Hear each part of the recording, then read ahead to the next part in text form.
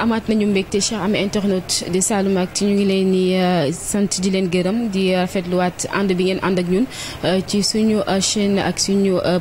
site internet bi di Saloum-Actu tàmm ngeen heure bi ak 45 minutes d'actualité 45 minutes moo ñuy tënk ak suñu invité ñu fas yéene waxtaan ak moom ci biir émission suñu leader xam ngeen ne jamono ji nag ci li nga xamante ne mooy actualité bokk na ci moom mi nga xamante ne moom la ñu dalal tey ci seen biir émission muy Déthié Ndao bu mouvement Kaolack ca kanam tey moom la ñu fas yéene dalal ci biir émission suñu leader 45 minutes moo ñu tënk ak moom ñu fas yéene def débat débat boo xamante ne débat bu ñuy approfondir la ci ay actualité waaye tamit ci li nga xamante ne mooy avenir u mouvement bi moom Déthié Ndao ñu daal di leen di bàyyi mu présenté wu ci kanam tuuti rek ñu daal di ñëw yéen ci débat yi Déthié ñu ngi lay nuyu bu baax a baax. waaw maa ngi leen di fay di leen di gërëm di leen di sant di leen jox seen wàccuwaay di leen di dalal jàmm ci bési tey bi di bési àjjuma di ziar ñëpp di ziar population Kaolack mag ak ndaw góor ak jigéen rawatina nag waa mouvement Kaolack ca kanam bi nga xam ne tey jii maa nekk ci bopp bi. ngook ñun tamit ñu lay gërëm di rafetlu disponibilité bi ci li nga xamante ne moom nga ñu defal tey mais Déthié ñu waxtaan ci wàllu politique ci li nga xamante ne mooy sa mouvement bi d'abord tey damay tëb présentation bi sax mais dañuy ñëw ci actualité après ñu mujjee présentation mouvement bi parce que à un certain moment sama première question mooy gis nañ ne ak à chaque veille des élections Déthié dina génn pour wax ak ñi nga xamante ne nii ñoom ñooy autorités politiques surtout de Benno Bokk Yaakaar yi nga xamante ne ñoom ñoo fi nekk ñu bëgg a xam ndax menace la wala Déthié dafa jotul li nga xamante ne mooy place am ci biir Benno Bokk Yaakaar. waaw doo menace sax mun nañ ko jàngatee nu ne nag wax nga ko sa biir wax à chaque fois suñ tollee ci veille politique maanaam ñi def élection Déthié mouvement Kaolack ca kanam dina def sortie def analyse def lecture def xam nga lu actualité lu mu laaj que aussi mouvement Kaolack ca kanam xam nga Kaolack lay wuyoo te aussi ñun dañuy jàngat situation Kaolack. aussi dañ ciy jël ay leçons tiré ci ay leçons balaa ñoo wax sax dañuy xoolaat moo tax d'habitude suñu waxee rek lu ñuy wax yàlla da ciy teg loxo soo gisee élection locale yi bañ génnee def sorti comme lu tax nga wax loolu dañ ne arrêté def alerte wax ak président Macky Sall def Benno Bokk Yaakaar wax ak ñoom te aussi dañoo toog diir gisuñ leen dégguñ leen te mouvement Kaolack ci xam nga ne président Macky Sall lay jàppale loolu moom kenn du ko lam-laame mais ñu ne leen kat liñ gis nii jëmut kanam te luñ gisoon que mooy ka duñ gagné élection aussi loolu am moo tax élection locale yi gis nga nu mu demee bii nag aussi tamit ñu ñëw ci veille élection député yi ñu toog diir xam ne lu doon xeeñ fële mooy xeeñ fii moo tax aussi ñu def sortie def analyse waxtaan nañu mais malheureusement dinañ am ñoo xam ne dañuy am dégg-dégg bi lecture mais malheureusement ñoo xam ne dañoo nangut a dégg mais dañuy wax xam ne mouvement Kaolack ci kanam lu mu wax nii réalité la dëgg la mais am nañu ko nangu am nañu ko du nangu nit ku mënul nangu nag mënoo fexe ba mu nangu mais ñun à chaque fois dañuy def jàngat def lecture xool situation Kaolack ak doomi Kaolack situation bu ñuy vivre nii te aussi baax na trop ñun dañoo jaar école politique soo si jàllee rek jàngee rek nga jaar ci rek doo mun a am doo échec ci lu ngay wax macha allah parce que da nga xam ne fii nga teg sa baaram te aussi bul ut farfarloo bu ne fii laa bokk fee laa bokk Macky Sall laa bokk président Macky Sall moom lay jàppale depuis lors yàgg na depuis 2012 kon nag su ma gisee loo xam ne du am njëriñ président Macky Sall dinaa wax looloo taxoon ma def sortie bi def aussi jàngat def lecture ci loolu. mais ci élection locale yi ñu dellu tuuti ci ginnaaw nga def ba nga wax ne sax da ngay def point de presse finalement point de presse bi avorté Déthié deful point de presse ñi bëri jàppoon ne Déthié dañu ko approché ci camp wu ànd nawle ànd liggéey ngir mu fas yéene leen fekk ji ndax ñu bëri ci say nawle yow bokkuloon Benno Bokk Yaakaar à quelques jours des élections locales ñoom fekk ji woon nañ Serigne Mboup ñu jàppoon ne yow tamit da nga doon wax ak Serigne Mboup te sottiwul tax nga avorté li nga xamante ne mooy point de presse bi. non président Serigne Mboup maire de Kaolack sama xarit la ñëpp xam ne sama xarit la sama nit la sama am di jàmm la aussi bañ yàggee di ànd depuis 2020 lu jiitu loolu ñu mën a moom ñu ngi ànd ñu ngi weccante xalaat ñu ngi sottante xalaat dañuy déggante nag dañuy yëgoo mais newul ne damay def comme sama nawle yi niñ def rek c'est soo jàngatee période boobu Kaolack taalibe yi dox sax ndongo daara yi yalwaan koo wax rek mën a Serigne Mboup mooy gagné parce que lu ko waral mooy tiraillement yi am parce que parti au pouvoir mu suñ ko gagné Kaolack suñ ko gagné Kaolack kon am na yaa quelque chose am na loo xam ne mooy góom bi te kenn nangu ko laal góom bi moo doon ne am na ñoo xam ne jiital nañ nit neexu leen moo tax aussi ñuy mettre am ñoo xam ne mouvement de soutien nañ ne aussi depuis loolu ñu ngi jàng ànd ak président Macky Sall te président Macky Sall mosu leen woo recevoir leen dañuy fi ñu yem mooy palais lañ yem ma gis jàngat mouvement Kaolack ci kanam depuis ba mu àndalee président Macky Sall ba léegi mu ngi ci terrain bi di ñafe à propre moyen du kenn ku ko soutenir du kenn ku ko fekk si mais aussi tamit da ngay gis ne nit doo ànd moom rek recevoir ma rek nga daw xaddi di nga ko topp nag ba mu sës soo ko toppee ba mu sës nag nga war a xam ni kat ànd moom ànd yëgante rek moo ciy ne moo tax nag lecture bi ñu amoon ci loolu du questionné dañuy gis ne ànd nawle mu ngi nii dañoo war a ànd moom wala benn bokk yaakaar mu ngi fi mu ngi ànd mais dañoo amoon lecture jàngat ne ànd nawle mooy gagné boobu nag faute bi mooy Benno Bokk Yaakaar ñoom ñoo gagné seen bopp APR ci biir APR ñoo gagné seen bopp mais suñ boole woon doon benn te Kaolack ñor leen comme na ko président Serigne boobu na ko Kaolack ñoree mu teel a jóg waxtaan ñoom ànd ak ay ànd nawleem ñu far ko tey ji aussi tamit lu yàlla dogal la tamit benn côté parce que yàlla mooy fal nit mais aussi tamit nit ñi suñ suudee woo takku xam ne président Macky Sall deselu leen dara yaakaaroon naa ne xëy na dinañ am ndam mais aussi tamit mu ngi noonu daal. alors sa dernière sortie nga def ko à quelques 2 mois des élections législatives di ci génnaat encore defaat benn point de presse ci suñu ay commentaires ginnaaw nga xamante ne jàllale nañ say éléments ñu bëri di demander est-ce que Déthié nekkul ne Rahma moo nekkat ci ginnaawam pour que mu mën a wax alors man Déthié sama question mooy lan moo tax à chaque fois yow boo génnee ñu jàpp ne autorité moo war a nekk sa ginnaaw pour nga def menace ci nga xamante ne mooy askan wi. waaw ñooñu dañoo juum man. kenn tënku man kenn wax ma ne fii ngay xool parce que man mun naa ne Kaolack damaa libre ñu ma xam dëgg-dëgg xam ne ne Déthié dafa libre Kaolack kenn tënku ma du benn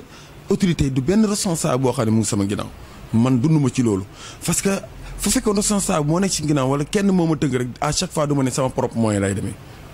kon boobaa damay ñàkk fayda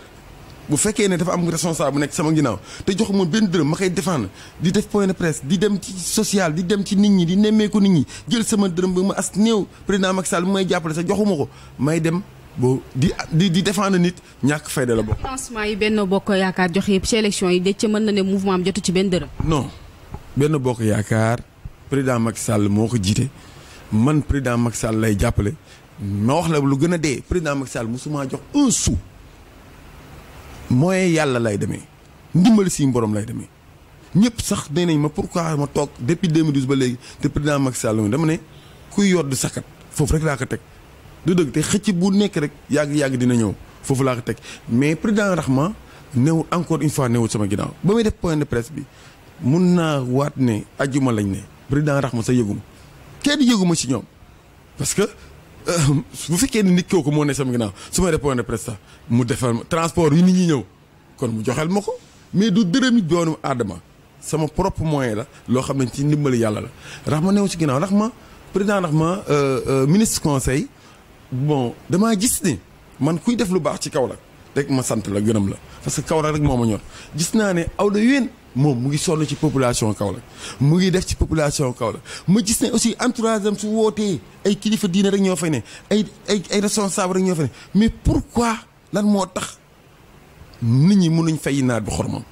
xorom bi mooy mu ngi def si ñoom guddee bi ci suwaa ngoon te lu muy def si ñoom ñooñu élection yi la yaakaaroon pour ñu gunge ko ci mu am ndam ndax président Macky Sall lay dooleel mais ñooñu ana ñu tey te defal na leen lu ne moo tax ma ne nit ñi soo la nit defaree lu baax da nga ko war a gërëm sant ko Rahma dafa def ci doomu aadama yi def ci Kaolack waaye ba pay ngi gis ñuy teg ci bët ñu ñëpp di teg ci bët te gis nañ ne ba mu soxlaa ca mairie Kaolack kenn fekk ci lu ko. est-ce que du nit ñi aussi ñoo doyal ci Benno Bokk Yaakaar li ñuy tuddee ménopause politique bi nga xamante ne nit ñi ñu ngi koy tuddee Benno Bokk Yaakaar est-ce que du tamit moom moo am fii ci Kaolack. mais nit ki soo doyalee ci Benno Bokk Yaakaar Rahma oote bu lekk xaalisam bu lekk dërëm nit da ngay gore mais gor moo jeex ngor moo jeex am na ñuy gore mais am na ñu des man su ma xamee ne du ma ànd ak yow wallaahi du ma lekk sa benn dërëm mais xoolal tey président Rahma suy def social suy def dimbal ndey fet del ba da ngay am confiance ni kii day gagné. ñu jàpp ne li muy joxe seen alal la. non même su fekkee ne li ngay joxe sa alal la bul dem uy ji ko amal fulaak fayda am dignité bañ a lekk dërëmam man su ma ànd ak yow du ma lekk sa benn dërëm parce que tey jii su ma lekkee sa dërëm bu ëllëgee ma bëgg a wax ci yow du ma mën a wax ci yow parce que damay lekk sa dërëm boobaa nag ñoom dañuy taxaw démentir ne bés sàngam heure sàngam jox naa la xaalis mais booba gàcce la nit ki soo dul ànd ak moom am na ngor ay jullit lañ su ma dul ànd ak yow su ma la dul jàppale ci lu nga bëgg bu tax nga may jox dërëm du ma ca lekk benn dërëm mais su ma ci lekkee un jour rek damay dem ba dee damay ànd ak yow ba dee ma gis ne président Rahma mu ngi def lu baax ci ñoom ak soo xoolee ci ñoom da ngeen ni mais campagne élection locale soo gisee entourage mu njaay Rahma président Rahma mais da nga ne ñi ñooy gañe ndax mu ngi def ci ñoom mooy mu ngi def ci ñoom lu ne mais tey mu échec mais da nga ne yaa quelque chose il faut nga arrêter attention ci moom it ne ko kat ñii ngay àndal est-ce que pire ay nawle ay góor lañ est-ce que pire ñu ngi lay jàppale est-ce que pire gëm nañ la mais nga taxawaat jàngat ne ñii kat vraiment ba ma soxlaa ñoom ñëppay ñëw ku nekk may dafa yow teraanga mais waruma daanu suñ ko gëmoon dëgg-dëgg li muy def ci ñoom suñ ko fayoon tey xorom bi naar bi xoromam mooy comme nu ma ko waxee kon ñoom duñ perdre mairie Kaolack. mais nangu ngeen ne APR dafa nekk ci ménopause politique ci actuellement ci diwaanu Kaolack. si bu baax sax APR dañoo war a def ndëpp. ñu ngi dajale ñi nga xamante ne ñoom ñooy leader parce que gis nañu fi waaw mais gis nañu fi ñoom ñu def fi benn regroupement ci koor gi wax ne dañuy dajale l'ensemble des maires de la région de Kaolack ngir waxtaan ak ñoom parce que ñoom ñoo ëmb li nga xamante ne mooy commune yi. non le président du conseil départemental bu bees bi sax moom ne mu ngi woon ca. non des na daje bu ñu munti def gisoo yeneen mouvement yi rawatina mouvement Kaolack ci kanam. lu muy fournir Kaolack lu muy def ci Kaolack pour jàppale le président Macky Sall tey nga mun a woote woo mouvement Kaolack ci kanam woo ñeneen kon des na. non man damaa wàcc ci terrain bi gis def contact ñu bëri ñu mer ñoo xam ne tey Macky Sall moo dee seen xol mais dañoo mer ci responsable yi nga xam ne tey dañoo war a def nëpp woote ñëpp di nga tànk defuñ loolu yàlla xam ne ne élection yi ñu jëm nii Macky Sall laa gëm de mais dañ koy perdre si nit da ngay wax dëgg. Non gis nga non. rek moo fi nekk di lëmbe. ji nga parrainage du dara mun naa toog sama rukk jël sama ay nit ne parrainage mais est-ce que réellement ñooñu dinañ la jàppale est-ce que réellement ñooñu si demee si urne dinañ la syndicat travail bi si base la électeurs yi ñooy fal mais du ay liste bu dépendre si ay liste parrainage du fallu nit. nañ wax président Macky Sall dëgg xam ne Benno Bokk Yaakaar y'a problème Kaolack dafa am problème sérieux problème. mais est-ce que nekkul au niveau national aussi parce que lors des élections dañ leen gis ngeen perte région yu bëri ci Sénégal si moo tax ma ne président Macky Sall est-ce que mu ngi suivre renseignements généraux est-ce que léeg-léeg ñu ngi koy wax lu xew ci médias yi est-ce que léeg-léeg ñu ngi koy wax lu xew renseignements généraux yi est-ce que réellement ñu ngi koy wax lu xew partout Sénégal mouvement de soutien ñuy soutenir le président Macky Sall yëpp dañoo mer. man gisaguma fu président Macky Sall recevoir les mouvements de soutien parce que benn ci mouvement Kaolack ci kanam ñaata lettre audience la demandé président Macky Sall président rek la ñuy yem la ñuy woore di dala si xel dañuy jox paracétamol ne naan leen paracétamol président Macky Sall dina la recevoir mais dañoo naan paracétamol ba sonn soxna si dañoo naan paracétamol ba sonn à chaque fois ñu bind président Macky Sall semaine bii moo ci mujj su amee semaine tey la. ñu bind ko ñun mouvement Kaolack ci kanam demande d'audience le président Macky Sall parce que depuis 2012 la ñu convaincre moom président Macky Sall Touba la ñu convoqué ñu ñëw kër Moustapha Cissé Lo mu ñëw nañ ànd ak moom depuis lors ñun mouvement Kaolack ci kanam ñu ànd ak moom. est-ce que du loolu tamit bedd gi mu bedd Moustapha Cissé Lo moo tax gëmatul sax kam fa fekk ñam fa fekkoon ndax moom président Moustapha Cissé Lo lañ njëkk a bedd ci biir Benno Bokk Yaakaar. non dajeel la woon moom mu am rencontre bi muy def à Touba. man ma bokkoon ci ñoo xam ne dañu convoqué woon ne nañ ñëwee foofu parce que Kaolack Touba jege na mu waroon dem Touba moo tax ñu gisee foofu maa ngi koy fàttaliku ci kaw la woon ci kaw kër Moustapha Cissé Lo ci kaw ñu toog heure añ la woon sax juste parce que dama waxtaan ak président Macky Sall ba pare rek ñu gars yi teg añ loolu du ma ko fàtte mu ko sama bii bopp depuis lors ñu ngi ci terrain bi fii Kaolack ñëpp xam nañ ne mouvement Kaolack ci kanam mu ngi dox guddee ba ci suba ngoon ci loo xam ne tey di défendre le président Macky Sall kon il est temps nag paracétamol yi ñuy jox ñu naan ñu bàyyi ko il est temps nag responsable yi nekk Kaolack toog benn daje xool lan mooy góom bi ñu jéem ko def alcool faj ko ñu mun a àndaat ndax élection yi ñu gagné ko mais tant que réglé wuñ situation bi boole ñëpp te nit ñi nag ñëpp nangu ku jiitu xam ne yàllaa la jiital mais ku jiitu rek kenn mer kii mer Massamba mer non loolu du ànd ànd da ngay nangu mbooloo ba gis ne am na ko jur te nee naa la benn bokk yaakaar amatul Kaolack APR moo am Kaolack benn yaakaar noonu dundut. ak responsable politique yi fi nekk yëpp. Kaolack benn bokk yaakaar amul Kaolack.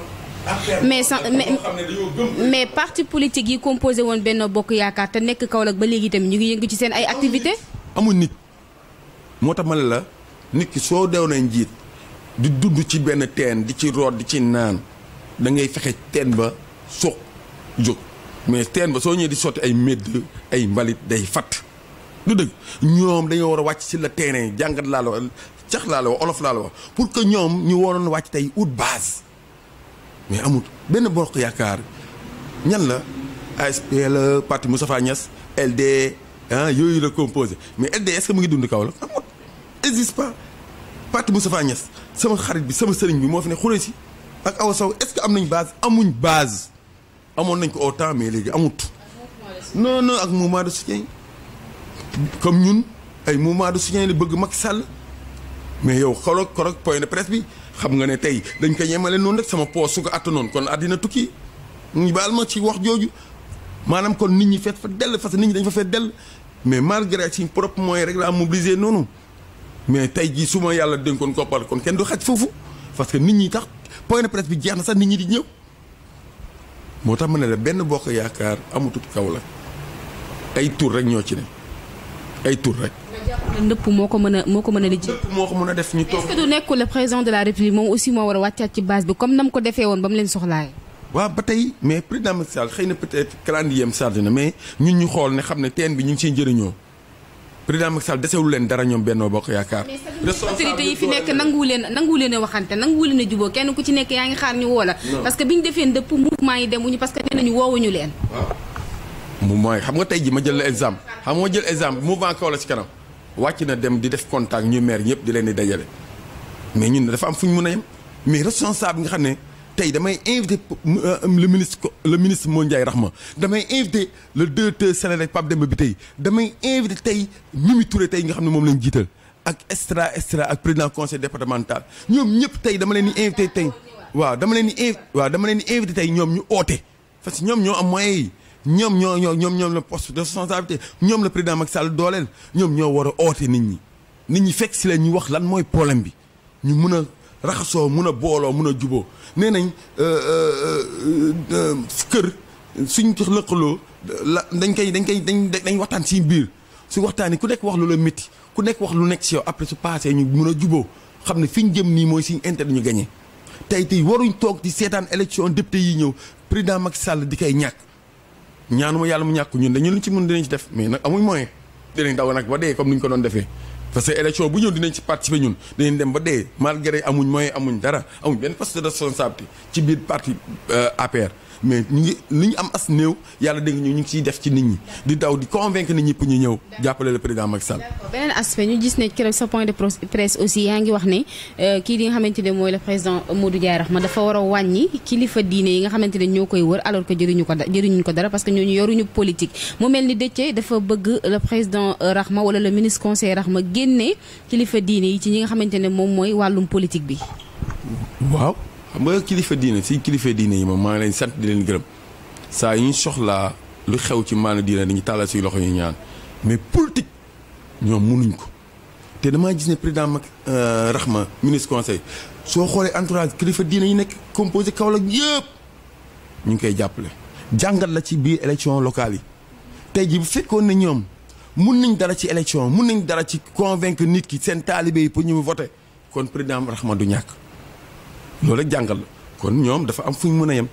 parce que taalibe ak sëriñam jàngal ma diine rek la yem mais quand temps élection ku nekk da ngaa libre pour dem moo tax tey su jëlee ay kàng waxuma mu jël mouvement Kaolack ci kanam de waxuma mais dama xam nga rek soo waxee sax ñu ne mouvement Kaolack kon day xaar pour président Rahma xëcc ko. mais war na leen aussi ni mu woowee seen i nawle. waaw mais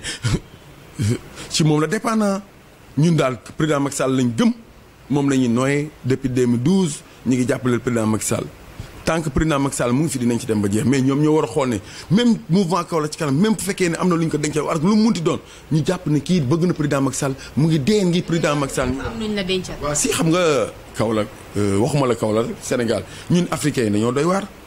moytu ma diw bul ànd ak diw nanga dañoo complexe suñu biir xam nga tey mun nga nekk entourage président Rahma wala nga nekk ci entourage Pape Demba bi tey nga gis ne Déthié lu mu am man aw ma ko may jéem a jalousie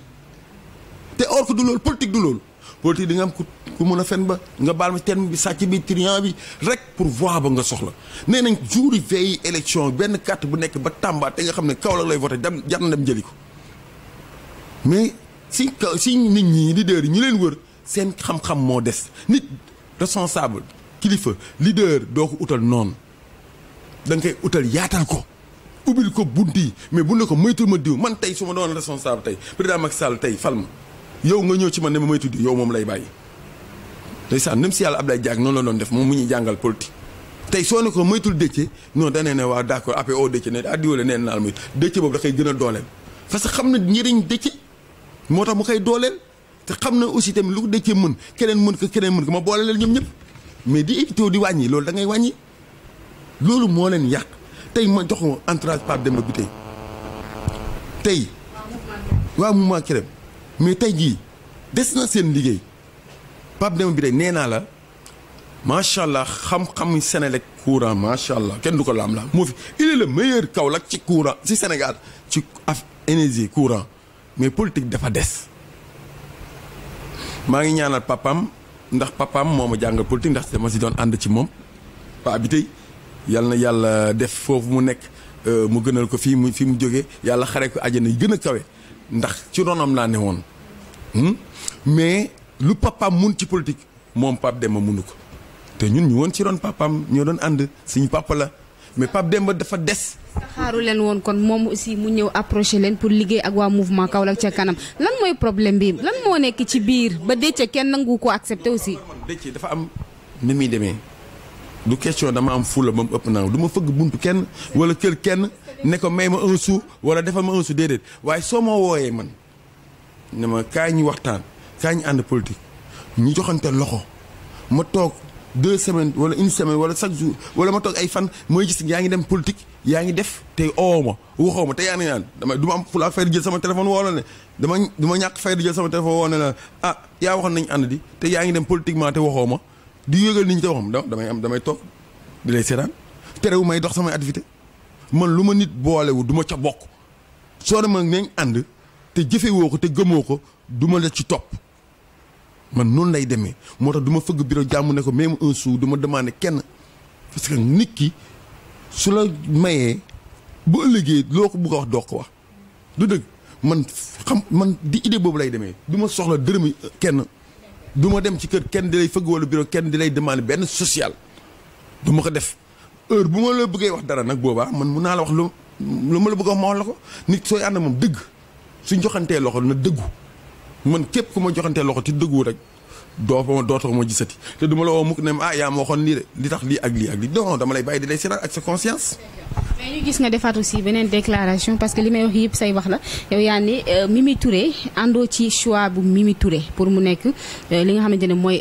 tête de liste nationale Benno Bokk Yaakaar ci élection yi ndax nga ne Mimi Touré këram kaw la xaj baa fa nekk ak gardien bi léegi est-ce que du fekkente ne ku président Macky Sall teg ci bopp bi ngeen ŋàññi ko est-ce que yéen di ngeen mës a gagné ci élection ba keroog ngeen fiy jógee. non man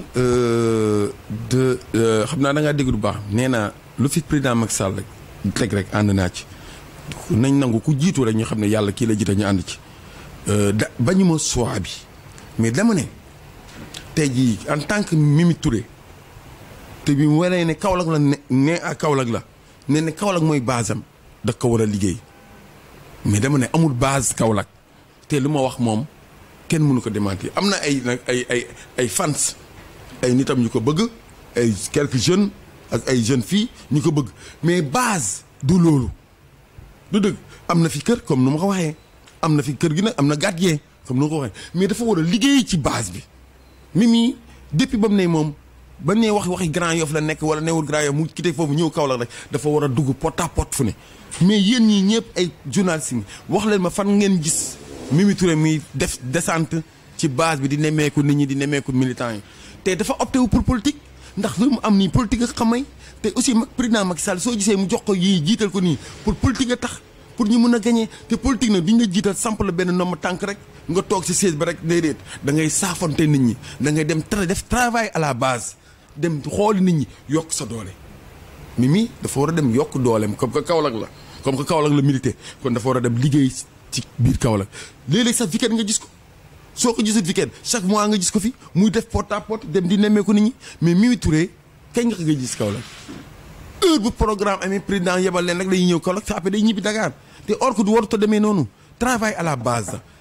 kuy jiital pour nga gagné moo tax pour nga gagné nag dafa am loo xam ne liggéey boo xam ne da nga ko war a def liggéey mooy liggéey bi nga wàcc ci base bi renforcer saafonte nit ñi jéem a yokk nit ñi di convaincre nit ñi pour yokk doole pour kooku yaakaar la ba jiital la ba ëllëgee mu am ndam mais suñ la jiitalee te liggéeyoo doo am ndam.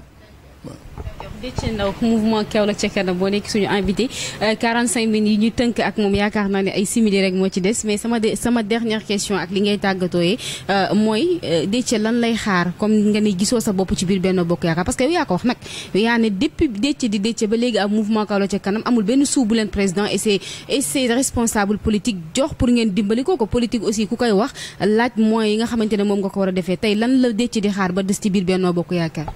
lu ñuy xaar di mouvement Kaolack ca kanam di koy xaar ñu koy xaar ci responsable Kaolack gi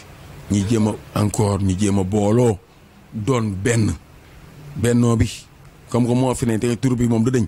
mais man jàpp naa ne bennoo bi léegi amut APR moo am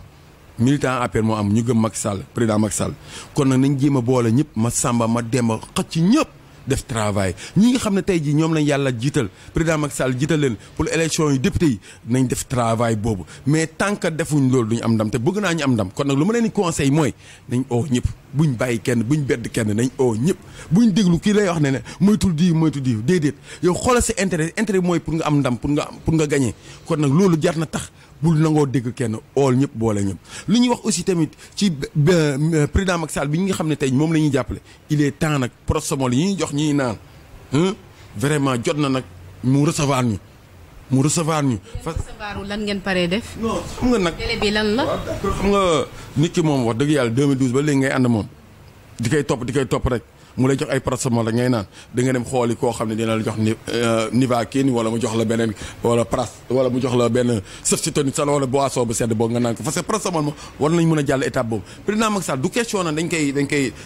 dañuy forcer wala nanga ndax mooy suñu président te moom rek dañ gëm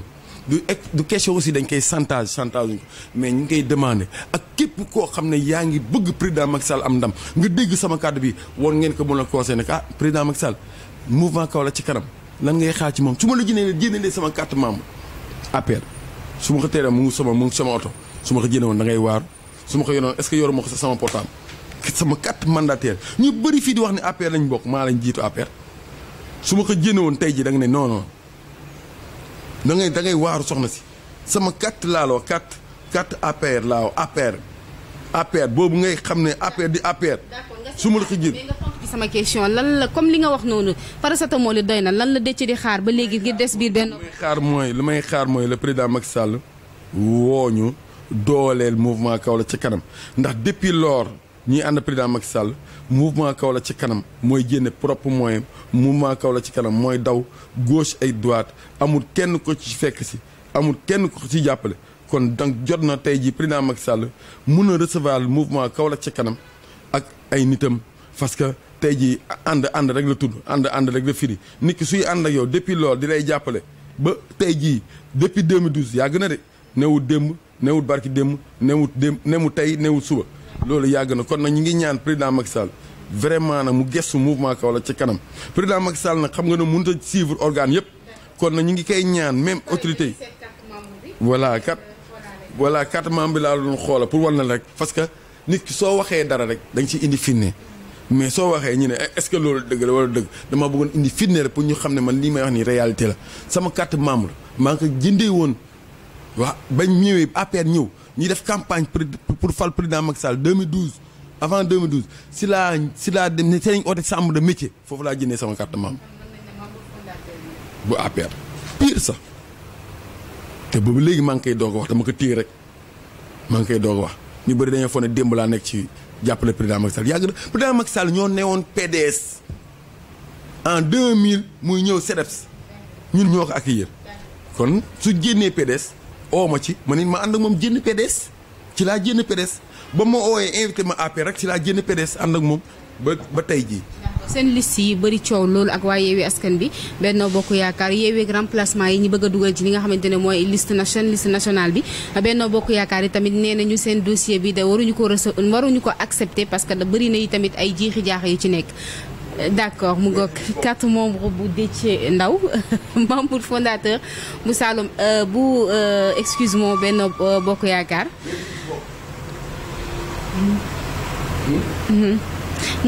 mu mel ni firnde gi leer na Abdoulaye Ndaw Kaolack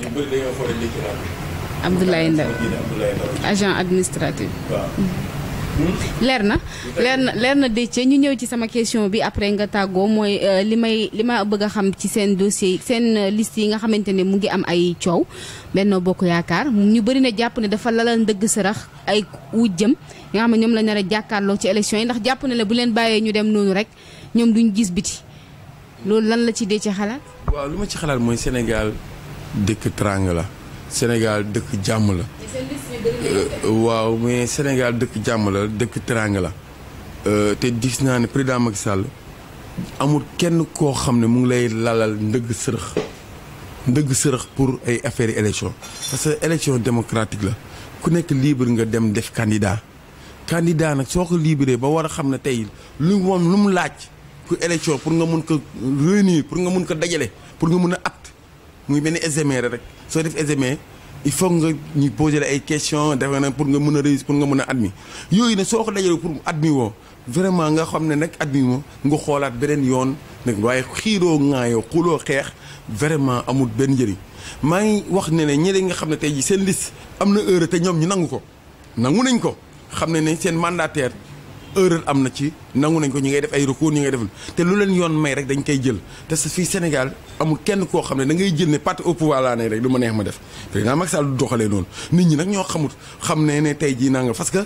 tey suñ constitution moo ñu may ku nekk libre mën a déposer sa candidature teg ko nag ci yoon xam nga parrainage dafa am sarku yu ñu ci teg ay yoon yooyu nag soo ci ratee tuuti rek yoon dalay fookuloo su ne fookuloo nag nga xam nga ne muñ Benno Bokk Yaakaar nag aussi tamit jàpp naa ne ñu nekk tey ci di chargé wu élection suñ gisee benn erreur boo xam ne bu ñu ci Benno Bokk Yaakaar rek ni ñu def ñeneen rek ngeen def parce que farfarloo moom jeex na Sénégal moom dëkk yoon la te aussi nañ wóolu suñu kilifa yi nga xam ne ministre de l'Intérieur ñuy jiite nga xam ne ñoo chargé wu élection nañ leen wóolu bu nee ne ministre Macky Sall ko fal rek day ànd ak Macky Sall parce que aussi war na xool ne moom dafa am ay njaboot xam ne aussi tamit fii doomi Sénégal la xam ne aussi tamit président Macky Sall bés dina ñëw yàlla na yéex. avenir mouvement Kaolack ci kanam mooy que ñi ngi invité Kaolack waaye yëpp que ñu ñëw dooleel mouvement Kaolack ci kanam te ñu ngi koy def sax macha allah mais terewul lu la teen bi moom lu gaa yi mën a yokk rek moo bëri te aussi tamit di invité président Macky Sall la dépendre nag avenir parce que avenir mouvement Kaolack ci kanam mooyam rek lay defee laaj na nag aussi tak président Macky Sall gëstu ko que avenir am mën a bénéficier dafa ay jeunes rek a fa ne yoo xam ne am nañ liggéey ñoo xam ne amuñ liggéey ñoo xam ne ay ouvrier lañ ñoo xam ne ay femmes de ménage lañ ak yooyu kon nag ñoom dañoo soo ñuy politique pour jàppale président Macky Sall pour aussi ëllëg ñu mën a am loo xam ne dinañ mën a suturoo mën a dimbali seen njaboot kon nag ñu ngi dénk avenir mouvement Kaolack ci kanam ci président Macky Sall loxoom la ne kon nag ñu ngi koy ñaanal ne comme que avenir mouvement Kaolack ci kanam ci loxoom la ne mu gëstu mouvement Kaolack ci kanam wala ay ministre am wala ay ministre conseil ñoom ñëpp aussi ñoom ñu gëstu il est temps nag jot na nag wax dëgg yàlla ndax liggéey rek nag te dañoo bëgg président Macky Sall gagné loolu tax nag avenir am ñu bàyyi ko seen loxo ñoom ñëpp di tàggatoo nag di gërëm waa Kaolack waa Saloum Actu di leen gërëm wax dëgg yàlla kontaan nañ trop ci invité bi ngeen ñi invité di leen wax ne yàlla gën a dëgëral gën leen jàppale te incha allah gëm naa ne tey lii nii tey dina egg fu mu war a dem ku du juum nag amul ndax wax dafa métti bu fekkee am na rëkk-rëkk rek maa ngi jégalu bu fekkee tey ne nag lépp rafet na rek du sama xam-xam du sama coobare xam ne nag yaa suñu borom la kon ñu ngi gërëm ñëpp di sant ñëpp di gërëm également waa mouvement Kaolack ci kanam di leen di gërëm ne nag koroog nag wax dëgg yàlla point de presse bi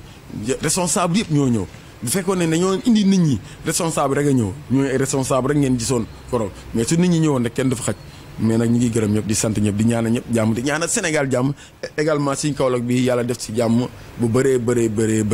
Déthié di jaajëfal ci disponibilité bi nga xamante ne amoon na ko mu nekk seen émission suñu leader 45 minutes et plus moo ñu tënkoon ci biir émission bi gis ngeen ne waxtaane nañ lépp loo xamante ne wàllu politique la waaye avenir u mouvement Kaolack ca kanam ak yi nga xamante ni tamit ñooy liste Benno Bokk Yaakaar di jaajëfal aussi les milliers d'internautes yi nga xamante ne ñu ngi ñuy seetaan à travers Saloum-Actu ñu ngi leen di jaajëfal ñoom ñoo ñu doole la à chaque fois boo yéexee def émission sax dañ lay woo di la demander lan moo tax émission bi ñëwul kon nag ñu ngi jaajëfal ñëpp di leen wax ne leen ñu ngi dox chaque jour ci li nga xamante ne moom ngeen bëgg ak li nga xamante ne moom ngeen bëgg di dégg di jaajëfal ñëpp ñoo xamante ne rek àndoon nañu ak ñoom Pape Maïssa Diop moo féetewoon ci caméra bi di leen jox dig daje à très bientôt ak beneen leader jaa ngeen jëf